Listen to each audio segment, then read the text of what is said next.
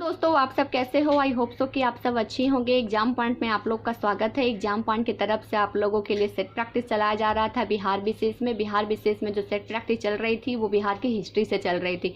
बिहार की हिस्ट्री में मैंने 80 क्वेश्चन ऑलरेडी आप लोग के लिए बता दिया है। आज मैं उसके आगे को क्वेश्चन बताऊंगी। सबसे पहले तो आप ये समझ लीजिए कि सेट प्रैक्टिस क्यों इंपॉर्टेंट है। तो देखिए, सेट प्रैक्टिस करने से आपको पता चल जाएगा कि जिस भी एग्जाम का प्रिपरेशन कर रहे हैं उसकी तैयारी आप कितना कर चुके हैं, ये आपको सेट प्रैक्टिस में दिख जाएगा। अगर आपका सेट प्रैक्टिस में क्वेश्चन ज़्यादा से ज़्यादा सही नहीं होता है तो इसका मतलब है कि आप अपने प्रिपरेशन में अच्छी तरीके से ध्यान नहीं दे रहे हैं और आपको और अच्छे तरीके से अपने प्रिपरेशन में स्टडी में ध्यान देना होगा। तो चलिए हम लोग देखते हैं बिहार विशेष जो चल रहा था सेट प्रैक्टिस बिहार के हिस्ट्री से। तो देखिए, बिहार के हिस्ट्री में जो सेट प्रैक्टिस का अगला क्वेश्चन है, देखिए बिहार के सार्वधानिक लोकप्रिय सत्याग्रह कौन सा था। देखिए, सार्वधानिक लोकप्रिय बिहार का पूछा जा रहा है। बिहार का सार्वधानिक लोकप्रिय सत्याग्रह कौन सा था? तो देखिए, भारत छोड़ो आंदोलन, असहयोग आंदोलन, चंपारण सत्याग्रह आंदोलन या फिर बिरसा आंदोलन। तो देखिए 81 का जो सही आंसर हो जाएगा ऑप्शन डी, चंपारण आंदोलन। मैं इन सबको डेट भी लिख देती हूँ। देखिए, चंपारण आंदोलन 1917 में किया गया था। असहयोग आंदोलन जो हुआ था आपका, ये भारत छोड़ो आंदोलन 1942 में किया गया था। और उसके बाद असहयोग आंदोलन जो चलाया गया था आपका ये चलाया गया था 1920 में। और उसके बाद जो बिरसा मुंडा आंदोलन चलाया गया था ये 1899 से लेकर 1900 तक चलाया गया था। इस डेट को आप लिख लीजिएगा कि भारत छोड़ो आंदोलन 1942, असहयोग आंदोलन 1920 और उसके बाद आपका हो जाएगा चंपारण आंदोलन 1917 और उसके बाद हो जाएगा बिरसा आंदोलन 1899 से लेकर 1900 तक ये चला था। तो भारत में जो सार्वधानिक लोकप्रिय सत्याग्रह हुआ था वो चंपारण आंदोलन हुआ था जो 1917 में किया गया था। अब चलिए उसके आगे नेक्स्ट क्वेश्चन देख लेते हैं। नेक्स्ट क्वेश्चन में देखते हैं कि पूछा जा रहा है कि बिहार में किसान सभा का गठन को औपचारिक घोषणा कब हुई थी। औपचारिक घोषणा पूछा जा रहा है। देखिए, किसान सभा का गठन को औपचारिक घोषणा 82 का जो सही आंसर हो जाएगा ऑप्शन सी, यानी कि 4 मार्च 1929 को हुआ था। 4 मार्च 1929 को। अब देखिए, इसमें जो कुछ इंपॉर्टेंट फैक्ट्स है मैं आपको बता देती हूँ जो आपके एग्जामिनेशन के लेकर बहुत ही ज़्यादा इंपॉर्टेंट होगा। तो देखिए, जो किसान सभा के जो नेता थे वो सहजानंद सरस्वती थे। मैं यहाँ लिख देती हूँ, सहजानंद सरस्वती थे। सहजानंद सरस्वती ही ने ही ये किसान सभा गठन किया था और इसका जो औपचारिक घोषणा हुआ था बिहार में 4 मार्च 1929 को हुआ था। अब चलिए उसके बाद नेक्स्ट क्वेश्चन देख लीजिए। नेक्स्ट क्वेश्चन जो पूछा जा रहा है कि भारत के महान ज्योतिषाचार्य आर्यभट्ट का बिहार में किस नगर से संबंध है। तो देखिए, पूछा जा रहा है कि महान जो ज्योतिष थे आर्यभट्ट, उनका बिहार के किस नगर से संबंध है। बिहार में टोटल 38 जिला है, आपको पता है। तो 38 जिला में से कौन से जिले में आर्यभट्ट का संबंध था? तो देखिए ऑप्शन देखिए, वैशाली, अदंतपुरी, पाटलिपुत्रा या नालंदा। तो देखिए इसका जो 83 का सही आंसर हो जाएगा पाटलिपुत्रा से था। पाटलिपुत्रा ही का एक जो पुराना नाम था, मैं आपको बता देती हूँ, पाटलिपुत्रा, पटना, कुसुमपुर, ईटीसी बहुत सारे ऐसे पाटलिपुत्रा के नाम रहे हैं। अब चलिए नेक्स्ट क्वेश्चन देखिए कि बिहार में स्थित भारत के प्राचीन विश्वविद्यालयों में से आप किसे मानते हैं। तो देखिए इसमें पूछा जा रहा है, आपका विचार पूछा जा रहा है, आप किसे मानते हैं कि जो बिहार में जो स्थित प्राचीन विश्वविद्यालय थे उन सब में से आप किसे मानते हैं। तक्षशिला विश्वविद्यालय, विक्रमशिला विश्वविद्यालय, नालंदा को या फिर डी में बी और सी दोनों को। तो देखिए 84 का जो ऑप्शन हो जाएगा डी, यानी कि नालंदा और विक्रमशिला। तक्षशिला विश्वविद्यालय ये बिहार में नहीं है, ये अभी तक्षशिला पाकिस्तान के रावलपिंडी में चला गया है। तो तक्षशिला विश्वविद्यालय नालंदा विश्वविद्यालय है और विक्रमशिला विश्वविद्यालय ये भागलपुर में है। इसको ध्यान रखिएगा, भागलपुर में है ये।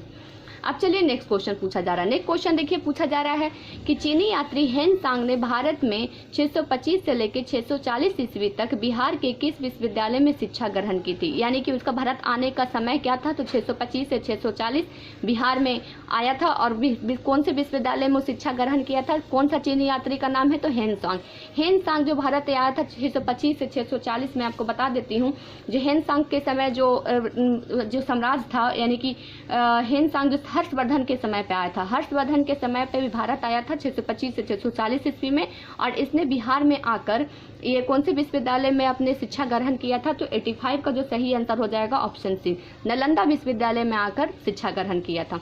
ध्यान दीजिएगा, हर्षवर्धन के टाइम पे हेन सांग चीनी यात्री भारत आया था। अब चलिए नेक्स्ट क्वेश्चन तो पूछा जा रहा है कि बिहार को प्रांतीय राजधानी बनाया गया था। बिहार को प्रांतीय राजधानी बनाया था किसने? शेरशाह सूरी ने या फिर शेरशाह ने या फिर इब्राहिम लोदी ने, फिर अलाउद्दीन हुसैन शाह ने, राजकुमार अजीम ने। तो 86 का जो सही आंसर हो जाएगा ए, शेरशाह, शेरशाह जो से थे वो सूर्यवंश के संस्थापक शेरशाह को माना जाता है और शेरशाह ने ही प्रांतीय राजधानी पटना बनाया था। अब चलिए आगे क्वेश्चन देखिए। जितना भी मैं आपको क्वेश्चन बता रही हूँ आने वाले एग्जामिनेशन में बहुत ज़्यादा इंपॉर्टेंट है ये सारे के सारे। इसी के इर्द गिर्द आपको बीपीएससी 67 या सीडीपीओ के एग्जामिनेशन में क्वेश्चन पूछे जाएंगे। अब देखिए पूछा जा रहा है 87 में कि पटना में अंग्रेजों द्वारा फैक्ट्री स्थापित की गई थी। देखिए इसमें सबसे इम्पोर्टेंट फैक्ट्री है कि मॉडर्न हिस्ट्री से पूछा गया है, मैं MB लिख देती हूँ, यानी मॉडर्न बिहार से पूछा गया है। इससे पूछा जा रहा है पटना के अंग्रेजों के द्वारा फैक्ट्री स्थापित की गई थी। ऐसा तो देखा जाए कि बिहार में सबसे पहले कौन आए थे, तो डच आए थे, लेकिन इससे पूछा जा रहा है 87 में कि सबसे पहले अंग्रेजों द्वारा कौन सी फैक्ट्री स्थापित की गई थी और कब। तो देखिए मैं इस 87 को जो मैं आपको अच्छे तरीके से बता देती हूँ, बहुत इंपॉर्टेंट क्वेश्चन है, वेरी इंपॉर्टेंट में। तो देखिए इसमें जो है कि आलमगीर द्वितीय की मृत्यु के बाद और गौहर अली ने बिहार पर आक्रमण किया और पटना में स्थित अंग्रेजी फैक्ट्री में राज अभिषेक किया और अपना नाम शाह आलम द्वितीय रखा। यानी शाह आलम द्वितीय के टाइम पे ही अंग्रेज द्वारा फैक्ट्री खोली गई थी। कब खोली गई थी? 87 का जो सही आंसर हो जाएगा 1651 ईस्वी में। इसको आप मेंशन कर लीजिएगा अपने नोट में। अब देखिए पूछा जा रहा है पटना में गुरु गोविंद सिंह का जन्म किस वर्ष हुआ है। पटना में गुरु गोविंद सिंह का जन्म किस वर्ष हुआ है, टाइम पूछा जा रहा है। तो देखिए इसका जो ऑप्शन हो जाएगा 1666। अब देखिए इसमें इंपॉर्टेंट क्या है तो मैं आपको बता देती हूँ। गुरु गोविंद सिंह के रिलेटेड बहुत इंपॉर्टेंट फैक्ट्स है। तो देखिए ये सिखों के 9वें गुरु थे, ध्यान दीजिएगा। सिखों के 9वें गुरु के पिता का नाम श्री गुरु तेग बहादुर जी था और माता का नाम गुजरी था। यानी इनके फादर का नाम गुरु तेग बहादुर और माता का नाम गुजरी था तथा इनका जन्म जो हुआ था 22 दिसंबर, इसमें मेंशन कर लीजिएगा, 22 दिसंबर 1666 में पटना में हुआ था तथा इनका बचपन का नाम गोविंद राय था। इनका पूरा नाम बचपन से गुरु गोविंद सिंह नहीं बल्कि गोविंद राय था तथा पटना के जिस घर में इनका जो जन्म हुआ था उन्होंने अपने प्रथम के 4 वर्ष बिताए और वहां से तख्त श्री हरि मंदिर पटना स्थित है। यानी कि जो अभी पटना के जो तख्त श्री हरि मंदिर यानी कि पटना के गुरुद्वारे हैं, इन्हीं वहीं पे इनका जन्म हुआ था और इनका जो बचपन का नाम था, इनका बचपन का नाम गोविंद राय था, बाद में इन्हें गुरु गोविंद सिंह कहा गया और माता का नाम इनका गुजरी था, पिता का नाम गुरु तेग बहादुर था। इसको ध्यान रखिएगा। इनका जन्म हुआ था 22 दिसंबर 1666 में। अब चलिए नेक्स्ट क्वेश्चन जो पूछा जा रहा है कि बिहार क्षेत्र में चर्च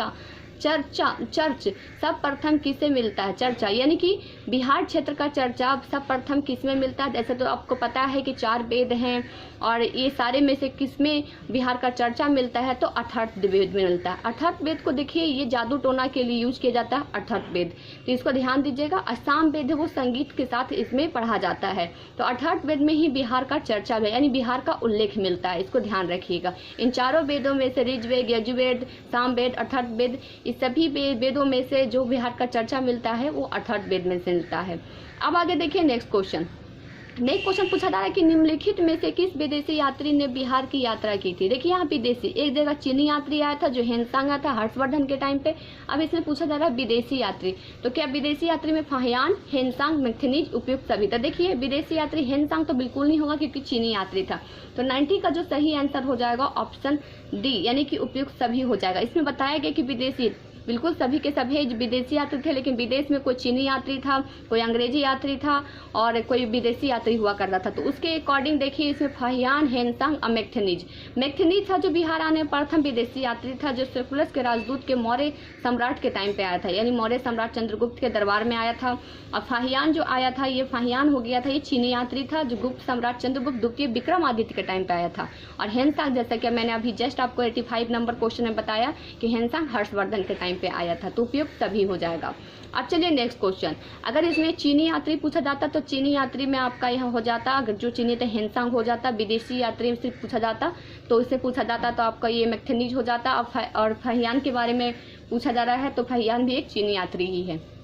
अब चलिए नेक्स्ट क्वेश्चन पूछा जा रहा है बिहार के किस स्थान पर भारतीय राष्ट्रीय कांग्रेस का 1922वां अधिवेशन हुआ था। 1922 का अधिवेशन हुआ था। तो देखिए मोस्ट इंपॉर्टेंट है, जितना भी है वो कांग्रेस के अधिवेशन से जुड़ा हुआ क्वेश्चन है। तो देखिए 91 का जो सही आंसर हो जाएगा ये गया में हुआ था, ध्यान दीजिएगा ये गया में हुआ था। ऑप्शन सी इसका सही हो जाएगा। गया में कहाँ हुआ था, तो देखिए ये जो अधिवेशन था राष्ट्रीय कांग्रेस का ये 38वां अधिवेशन था, 38वां अधिवेशन था, जिसका जो नेतृत्व कर रहे थे, मैं यहाँ आपको लिख देती हूँ, देशबंधु चित्तरंजन दास। यहाँ पे चित्तरंजन दास के द्वारा ये अध्यक्षता की गई थी। कहाँ? तो 1922 के जो राष्ट्रीय कांग्रेस का अध्यक्षता हुई थी वो गया में किया गया था और जिसके अध्यक्षता की गई थी देशबंधु चित्तरंजन दास के द्वारा किए गए थे। कितना नंबर वाला था? तो 38वां नंबर पे था। अब चलिए नेक्स्ट क्वेश्चन देखिए। जो भी मैं आपको फैक्ट्स बता रही हूँ उसको आप मेंशन कर लीजिएगा आपको कॉपी में। मैंने बार बार एक ही चीज़ आपको कहा है कि यही फैक्ट्स आपके एग्जामिनेशन में नंबर दिला सकते हैं। आपको एलिमिनेशन मेथड यही फैक्ट्स के जरिए आप गलत आंसर को चूज करके और सही आंसर लगा सकते हैं। अब चलिए नेक्स्ट क्वेश्चन देखिए। 1857 के विद्रोह में बिहार के नेतृत्व किसने किया था? 1857 के क्रांति को भारत का स्वतंत्रता संग्राम भी कहा जाता है, लेकिन इससे पूछा जा रहा है कि बिहार का नेतृत्व किसने किया था। तो इसमें जो 92 का सही आंसर हो जाएगा आपका ए, यानी कि कुंवर सिंह ने किया था। वीर कुंवर सिंह ने किया था। ये पहले इनका नाम सिर्फ कुंवर सिंह था, लेकिन इन्हें वीर की उपाधि देने के बाद इन्हें पूरा नाम इनका वीर कुंवर सिंह हो गया है। अब चलिए 93 में पूछा जा रहा है कि 7 दिसंबर 1942 में श्री योगेंद्र शुक्ला बिहार से कहाँ लाए गए थे। तो देखिए जो योगेंद्र शुक्ला थे वो बिहार में कहाँ लाए गए थे 7 दिसंबर। तो देखिए जो 1942 का जो टाइम चल रहा है तो 1942 में आपको अच्छे तरीके से पता है कि ये भारत छोड़ो आंदोलन था। तो भारत छोड़ो आंदोलन के टाइम पे ये बक्सर ये जो आपका हो जाएगा ये योगेंद्र शुक्ला को बिहार में 1942 के टाइम पे गिरफ्तार करके लाया गया था। 93 का जो सही आंसर हो जाएगा ऑप्शन बी, पटना लाया गया था। अब चलिए नेक्स्ट क्वेश्चन देखिए। नेक्स्ट क्वेश्चन तो पूछा जा रहा है आपका 94 में प्रसिद्ध ऐतिहासिक स्थल चौसा बिहार के किस जिले में स्थित है। देखिए चौसा से 2 क्वेश्चन आया था कि गंगा नदी है जो बिहार में कहाँ से इंटर करती है। तो आपको अच्छे तरीके से पता है चौसा से आकर अगर बक्सर जिला होगा वहाँ पे तो सिर्फ बक्सर होगा, अगर लेकिन चौसा रहेगा तो चौसा आप टिक आउट करिएगा। तो देखिए इसमें पूछा जा रहा है कि प्रसिद्ध ऐतिहासिक स्थल चौसा बिहार के किस जिले में है। बक्सर जिले में, कैमूर जिले में, भोजपुर जिले में, भभुआ जिला। अभी जस्ट मैंने आपको आंसर भी इसका बता ही दिया। तो ये बक्सर जिले में है, बक्सर जिले में ही चौसा है। देखिए बक्सर यहाँ 1539 में शेर शाह और हुमायूं के बीच में युद्ध हुआ था, जिसमें से हुमायूं हार गया था और शेर शाह सूरी जीत गए थे। अब चलिए नेक्स्ट क्वेश्चन जो पूछा जा रहा है कि बिहार में गांधी के नाम से निम्नलिखित में से कौन प्रसिद्ध है। तो देखिए बहुत इंपॉर्टेंट है। तो देखिए बिहार का गांधी के नाम से कौन से प्रसिद्ध हैं। तो देखिए ऐसे तो महात्मा गांधी को गांधी के नाम से जाना जाता है, लेकिन इसे पूछा जा रहा है कि बिहार में गांधी के नाम से कौन प्रसिद्ध है। तो 95 का जो सही आंसर हो जाएगा मजरूम हक के द्वारा ही सदाकत आश्रम खोला गया था और इसी में डॉक्टर राजेंद्र प्रसाद ने अंतिम सांस ली थी। इसको ध्यान रखिएगा। अब चलिए नेक्स्ट क्वेश्चन पूछा रहा 96 में कि प्रसिद्ध स्वतंत्रता सेनानी जयप्रकाश नारायण का जन्म स्थल निम्न में से कहाँ है। ये देखिए स्वतंत्रता सेनानी नहीं, फ्रीडम फाइटर थे जयप्रकाश नारायण। सोशलिस्ट पार्टी का गठन किए थे इन्होंने और इनका जो उपाधि मिला था लोकनायक का, और लोकनायक जयप्रकाश नारायण पूरा इनका नाम हो गया था और पटना का जो हवाई अड्डा है इन्हीं के नाम पे किया गया है। तो देखिए इसे पूछा जा रहा है कि प्रसिद्ध स्वतंत्रता सेनानी फ्रीडम फाइटर्स जयप्रकाश नारायण का जन्म स्थल कहाँ है। तो देखिए सिताब दियारा, बलिया, बकरूहाला, ऐसे सुरेमनपुर। तो देखिए इसमें जो हो जाएगा ऑप्शन ए, यानी सिताब दियारा के ही जयप्रकाश नारायण थे। अब चलिए उसके बाद पूछा जा रहा है कि पटना गोलघर की स्थापना किसने की है। पटना में जो गोलघर है उसकी स्थापना, सबसे पहले तो मैं आपको बता देती हूँ, गोलघर है जो अन्न भंडार के लिए रखा गया था, यानी कि भंडारण करने के लिए बनाया गया था गोलघर को। लेकिन इसकी स्थापना किसने की है। तो 97 को जो सही आंसर हो जाएगा जॉन गास्टिन के द्वारा गोलघर की स्थापना की गई थी। अब कब की गई थी आप मुझे कमेंट करके जरूर बताइएगा। अब चलिए नेक्स्ट क्वेश्चन पूछा जा रहा है कि पूर्वी चंपारण जिले में केसरिया नामक स्थल, ध्यान दीजिएगा, केसरिया नामक स्थल निम्न में से किस धर्म से संबंधित है और पुरातात्विक साक्ष्य मिले हैं। तो देखिए किस धर्म से पूछा जा रहा था। धर्म में तो आपको अच्छे तरीके से पता है 2 धर्म बहुत ही इंपॉर्टेंट रहते हैं, बौद्ध धर्म और जैन धर्म।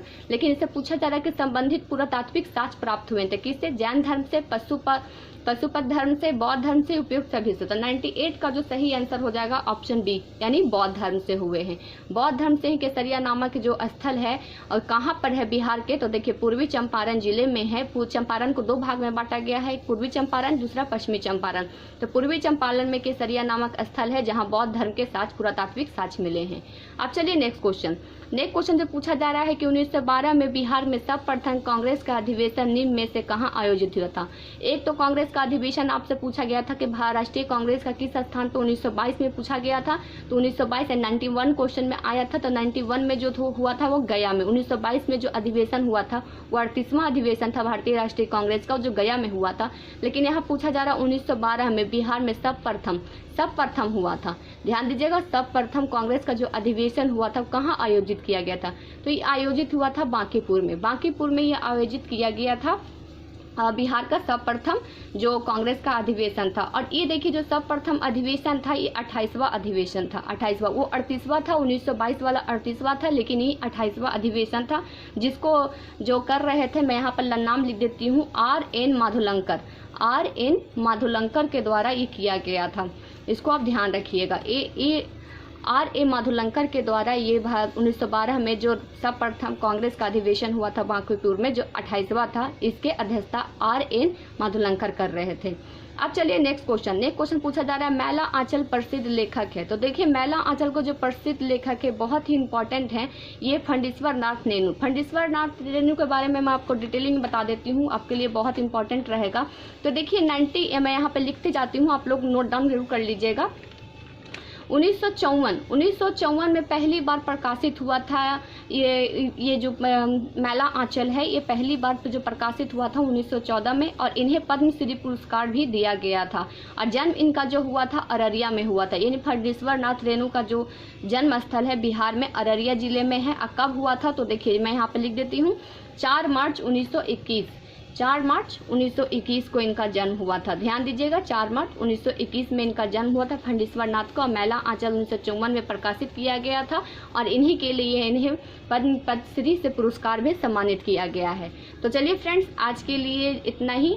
जितना भी मैंने आपको 81 से लेकर अभी 100 तक क्वेश्चन बताई हूँ, यानी कि लगभग 20+ क्वेश्चन आपको मैंने जो बताया, ये हर एग्जामिनेशन BPSC CDPO या बिहार के आगामी आने वाले जितने भी एग्जामिनेशन हैं उन सभी के लिए बहुत इंपॉर्टेंट है।